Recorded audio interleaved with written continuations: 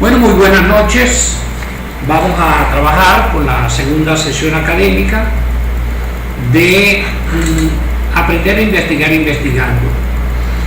En esta jornada voy a empezar con la pregunta de investigación y la variable, y luego vamos a ver algunos ejemplos de planteamiento de problema para analizar si está presente la epistemología, si está presente la ontología, si hay algunos errores, qué tipo de error hay.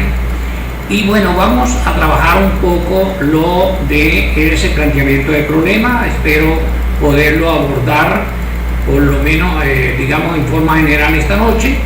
De no, pues continuamos con él. Indudablemente que continuamos con cada uno de los apartados, lo vamos a ir reforzando. Entonces bien, vamos a empezar viendo acá.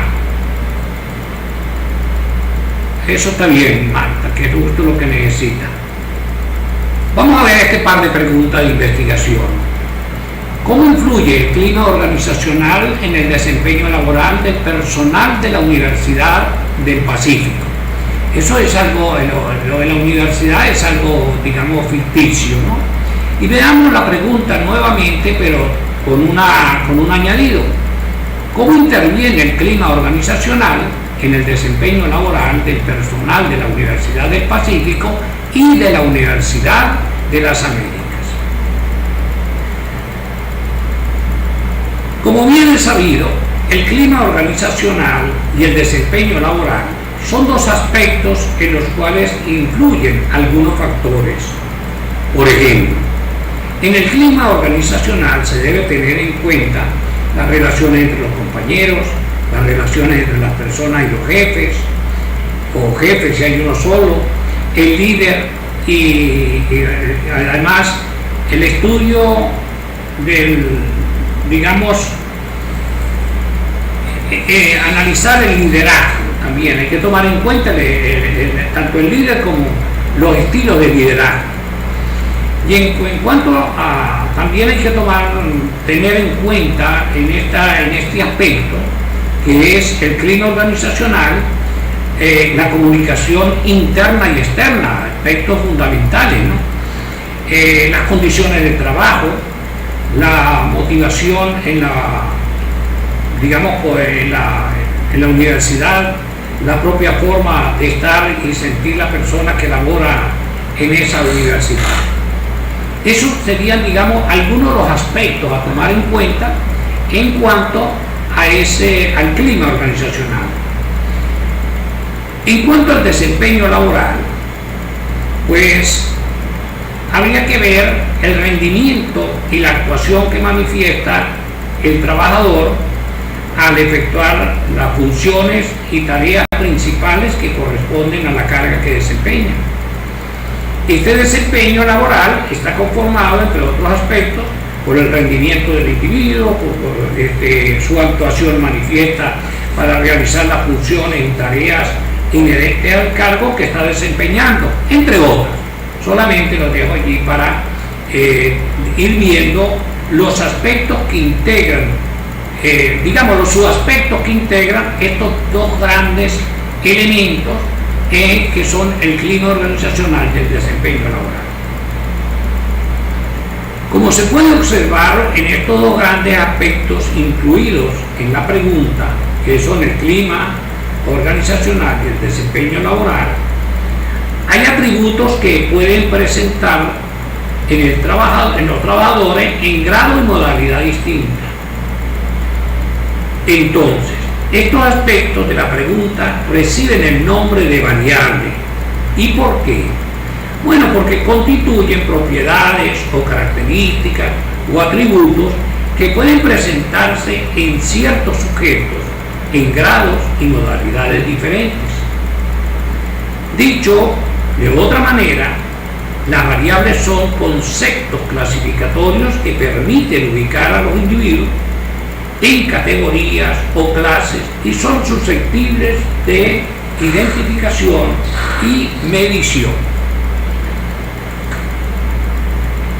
En la primera pregunta observamos que se está refiriendo al personal de la Universidad del Pacífico.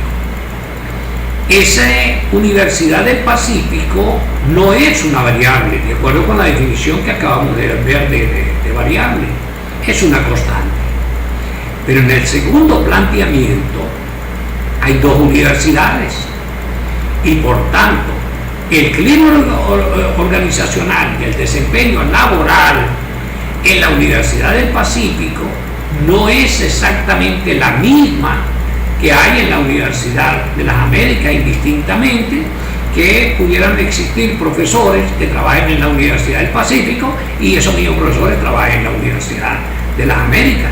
Pero indudablemente que los aspectos que señalé van a ser diferentes en ambas universidades, pese a que pudiera haber uno que otro elemento que son coincidentes, pero al menos va a variar en alguno, es decir, va a ser diferente en alguno.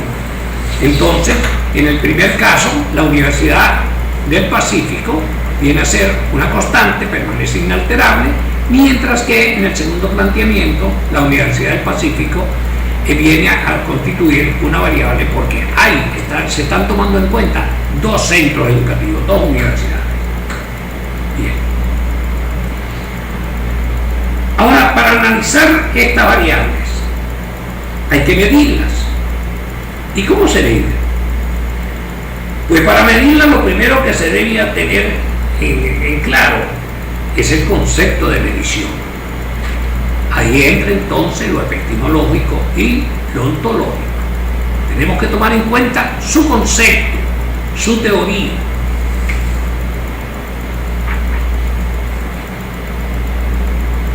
Entonces vamos a apoyarnos en una de esas definiciones, de las tantas que existen. Pero vamos a tomar en cuenta, o nos vamos a apoyar en la de Stevens, quien dice que medir significa asignar números a objetos y eventos de acuerdo a reglas. Ahora bien, esta definición es adecuada para el área de las ciencias naturales. En el campo de las ciencias sociales no puede ser, no se ajusta, pues no es que no puede ser, no se ajusta. En el campo de las ciencias sociales, medir es el proceso de vincular conceptos abstractos con indicadores empíricos. Porque pensemos en lo siguiente: la motivación por el trabajo, la motivación por el estudio, la soledad, la solidaridad, por nombrar algunos. ¿Cómo le asignamos a eso números de acuerdo con unas reglas? Pues no se puede. Y cuando dije motivación por el estudio, solidaridad, soledad, pues esos son constructos. ¿Y qué es un constructo? Pues son aquellos conceptos, es decir, tenemos unos conceptos que no podemos observar ni medir de una manera directa. Entonces, ¿qué tenemos que hacer?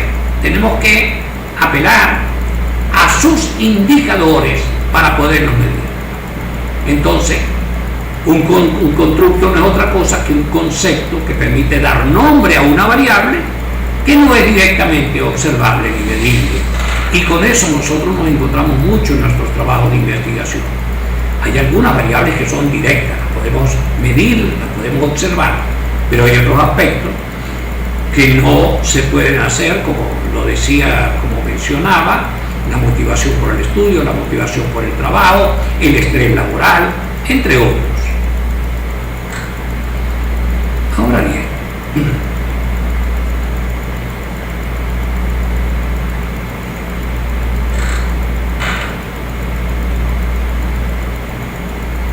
tenemos las variables, hay una clasificación que es en cuantitativas y cualitativas. Generalmente, o no generalmente, en todo trabajo nos vamos a topar con variables de dos tipos: cuantitativas y cualitativas.